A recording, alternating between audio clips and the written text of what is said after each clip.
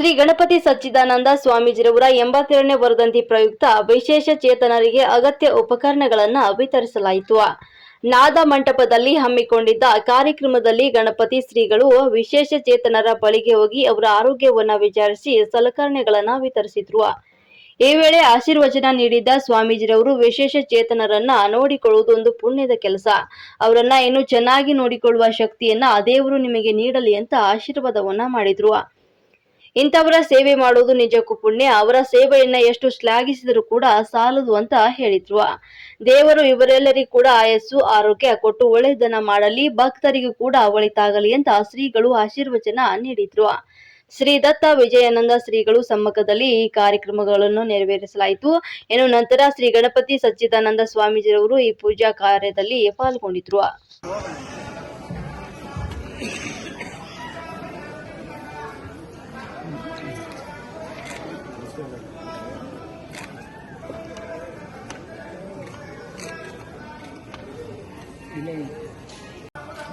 We sincerely thank Karnataka government's physically challenged department, empowerment of elders department, and the All India Speech Therapy Institute in Mysore for pointing us out to those who are in need. We thank them. ಅಂತದ್ರಲ್ಲಿ ಅವರು ಮಾಡ್ತಾ ಇದ್ದಾರೆ ಅಂದರೆ ನಿಜವಾದ ತುಂಬ great. ಎಲ್ಲರಿಗೂ ಒಳ್ಳೆಯದಾಗಲಿ, ಬೇರೆ ಆ ಪೇಷಂಟ್ಸ್ಗೂ ಒಳ್ಳೆಯದಾಗಲಿ. ಏನು ಮಾಡೋದು, ಇಟ್ಕೊಂಡೆ ನಾವು ಮಗುನ ಏನು ಮಾಡೋಕ್ಕಾಗಲ್ಲ, ಸಾಯಿಸೋಕ್ಕಾಗಲ್ಲ, ಮನೇಲಿ ಇಟ್ಕೊಡೋಕ್ಕಾಗಲ್ಲ, ತುಂಬ ಬಾಧೆ ಪಡ್ತಾ ಇರ್ತೀವಿ.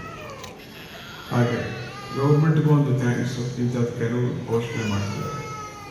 ಮತ್ತು ಇಲ್ಲಿ ನಮ್ಮ ಈ ಕಾರ್ಯಕ್ರಮಕ್ಕೆ ಭಾಗವಹಿಸಿದ ಭಕ್ತರೆಲ್ಲರಿಗೂ ಕೂಡ ಅವ್ರಿಗೂ ಕೂಡ ಒಳ್ಳೆಯದಾಗಲಿ ಅಂತ ಹೇಳ್ತಾರೆ.